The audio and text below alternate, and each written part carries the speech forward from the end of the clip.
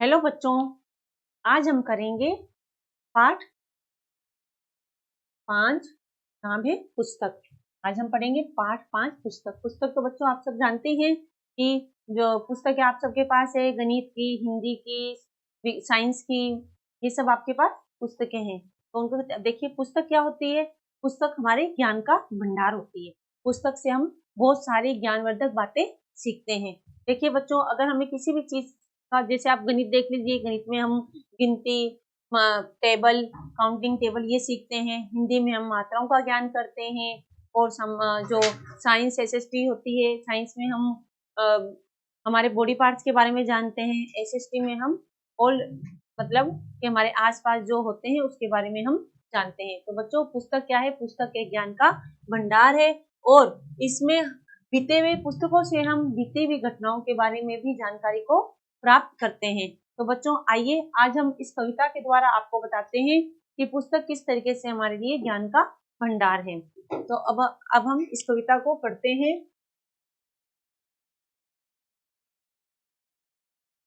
देखिए, पाठ 5, नाम है पुस्तक। जब मैं पुस्तक पढ़ता हूँ, जग की सब सभ्यता पुरानी, मातृभूमि की अमर कहानी, इसमें कमर है, गलती से आ गया है, अमर आएगा, अमर कहानी जल्दी ही सब पा जाता हूँ। तो बच्चों, इसमें क्या है कि जो मातृभूमि की अमर कहानी जल्दी ही से सब पा जाता हूँ।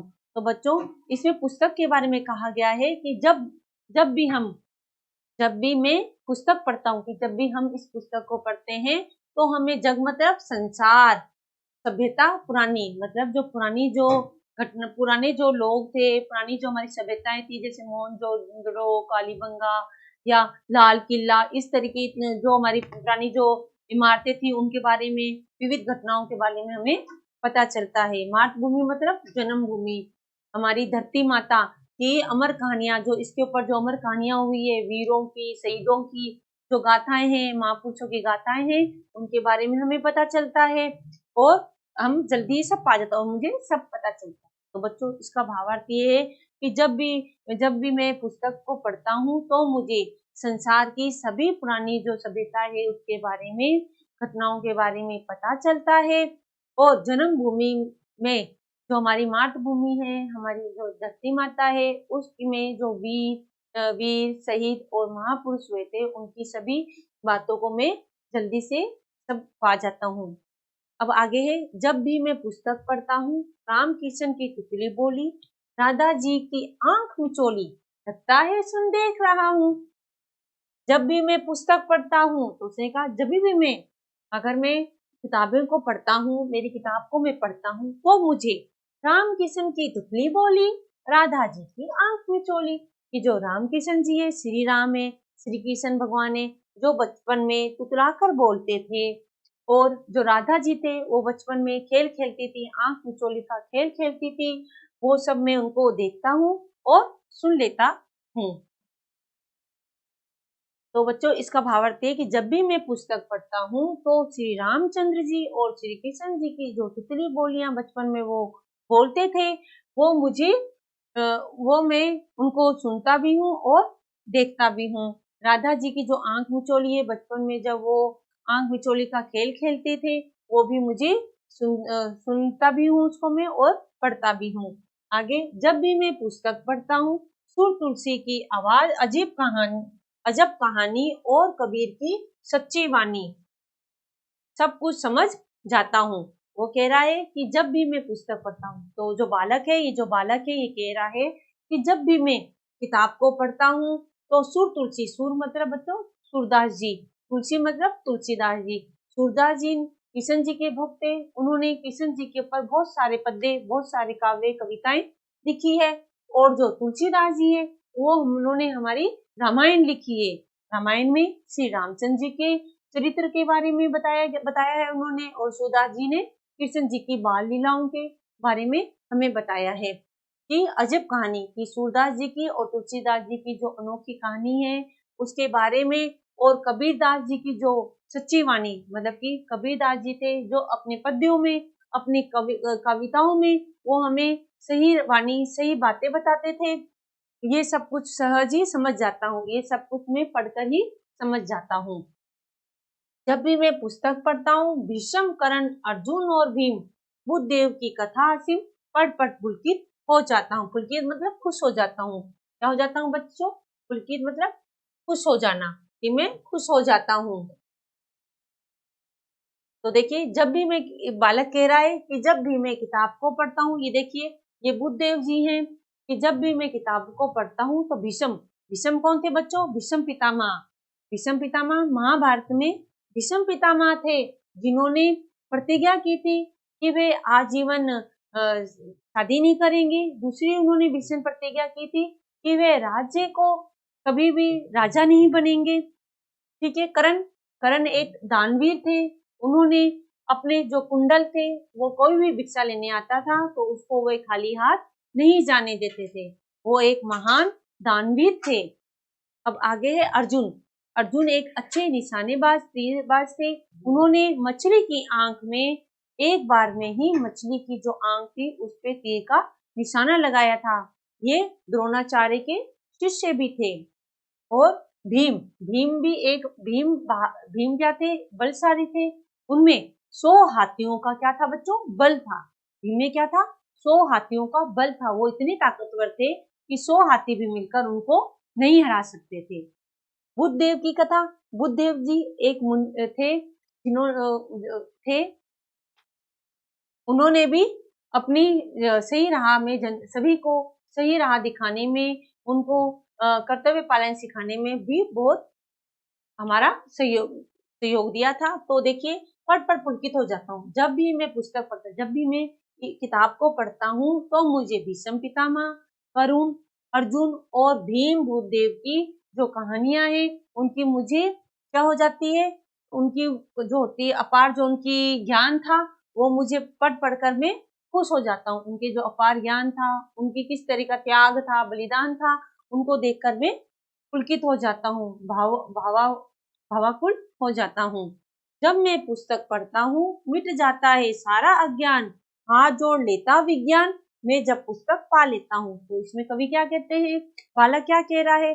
बालक कह रहा है कि जब भी मैं पुस्तक को पढ़ता हूँ, कि जब भी मैं किताबों को पढ़ता हूँ तो क्या हो जाता है, जितना भी मेरा ज्ञान है वो सब अज्ञान है जो मेरा सब मिट जाता है। मुझे जो बाहर के, जो वर्तमान में हो रहा है उसके बारे में जानकारियां मिलती है, और जो प्राचीन काल में जो पुरानी घटनाएं थी, पुरानी सभ्यताएं हैं, उनके बारे में जानकारी मिलती है। वैज्ञानिकों ने क्या खोजा है उसके बारे में भी मुझे जानकारियां मिलती है। तो मेरा जो अज्ञान है वो किताबों को पढ़ने से मिट जाता है। हाँ जोड़ लेता विज्ञान, मैं जब पुस्तक पा लेता हूँ, और मैं सारा जो ज्ञान है मैं हाथ जोड़कर अब और उसको ध्यान से सुनकर अपने जो सारा भी जो भी विज्ञान है उसको मैं इस पुस्तक के द्वारा पा लेता हूँ। अर्थात बच्चों की किताबें से ही हम अज्ञान रूपी अंधेरे को मिटाकर ज्ञान रूपी उजाले की तरफ जा सकते हैं। तो बच्चों इस तरीके से जो हमारी जो कविता थी, ये जो हमारी कविता है, ये हमारी कविता पूरी होती है। अब हम चलते हैं शब्दार्थ की तरफ। तो देखिए बच्चों, अजब, अनोखी, सहज, आसानी से, जग, संसार, बोली, भाषा, कथा, कहानी, पुलकित। पुलकित का मतलब होता है खुश। पुलकित का मतलब क्या होता है बच्चों? खुश। असीम, अनोखा। असीम का मतलब क्या होता है? असीम, जिसकी सीमा ना हो। असीम, जिसकी सीमा ना हो। अज्ञान, ना समझी। अज्ञान का मतलब क्या होता है बच्चों? ना समझी। अमर, जो कभी न मरे। तो बच्चों अमर का मतलब क्या होता है? जो कभी ना मरे। इस तरीके से जो हमारी ये जो है ये सारी हमारे पूरे होते हैं। तो बच्चों देखिए, शब्दार्थ हमारे पूरे हुए। आप इन शब्दार्थों को अपनी अभ्यास पुस्तिका में लिखिएगा और साथ में इनको याद कीजिएगा। पुस्तक जो कहानी है बच्चों, इस कहानी में आपको मैंने बता ही दिया है कि इसमें अज्ञान रूपी अंधेरे को मिटाकर ज्ञान रूपी प्रकाश हमें मिलता है। तो बच्चों ये जो हमारे शब्दार्थ थे, आप इन्हें अपनी अभ्यास पुस्तिका में आपने लिखा होगा और साथ में इसको याद किया होगा। अब हम चलते हैं मौखिक उत्तर की तरफ। तो देखिए, रामकिशन की तुतली बोली का क्या अर्थ है? तो बच्चों जो रामकिशन थे वो बचपन में क्या बोलते थे? तितली तुतलाकर बोलते थे। तो इसका उत्तर हम लिखेंगे, उत्तर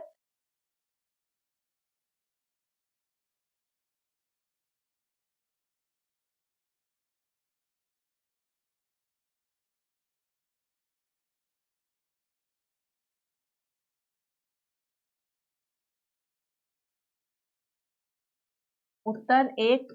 रामकिशन की तुतली बोली का क्या अर्थ है कि ये जो थे बचपन में क्या करते थे? ये तुतलाकर बोलते थे। बचपन में लिखेंगे राम और किशन, रामकिशन बचपन में रामकिशन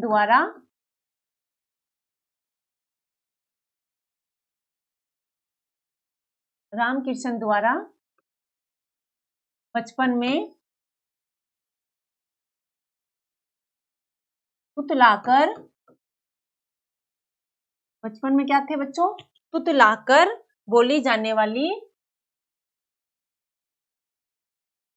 बचपन में तुतलाकर बोले जाने वाली भाषा को तुतली भाषा कहते हैं। बोले जाने वाली भाषा को तुतली बोली, बोले जाने वाली भाषा को तुतली बोली कहा जाता है। तुतली बोली कहा जाता है। बोले जाने वाली भाषा को क्या कहा जाता है बच्चों? तुतली बोली कहा जाता है। पुस्तक ज्ञान बढ़ाने का साधन होती है कैसे? तो उत्तर नंबर 2, पुस्तक से हमें क्या करते हैं बच्चों कि पुस्तक की सहायता से हमें क्या मिलता है? ज्ञान मिलता है। तो हम क्या लिखेंगे? पुस्तक की सहायता से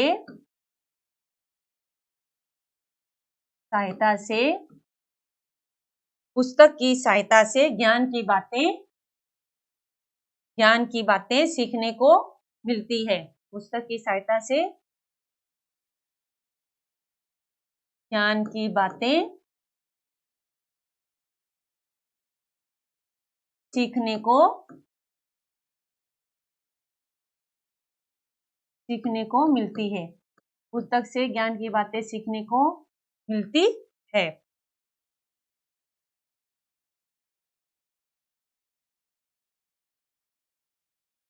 सीखने को मिलती है, इसलिए पुस्तक ज्ञान बढ़ाने का साधन होती है। ठीक है बच्चों, अब आगे है पुस्तक पढ़कर कवि किसकी अमर कहानी के बारे में बताना चाहता है? तो उत्तर नंबर 3, किसकी अमर कहानी के बारे में बताना चाहता है? पुस्तक कवि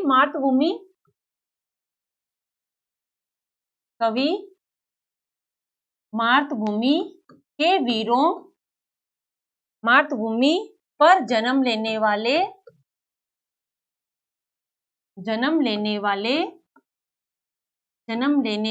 वीरों,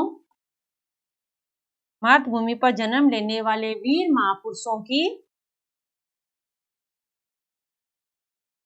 महापुरुषों की जन्म लेने वाले वीर महापुरुषों की क्या करना चाहता है बच्चों? वीर महापुरुषों की अमर कहानी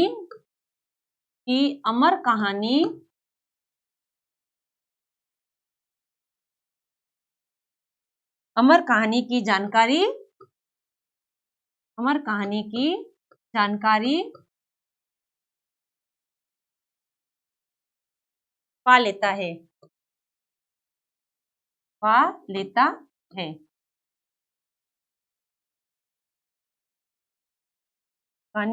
जानकारी पा लेता है। ठीक है बच्चों, अब लास्ट क्वेश्चन है कि कबीर की वाणी कैसी है? तो उत्तर नंबर 5, कबीर की वाणी कैसी थी बच्चों? कबीर की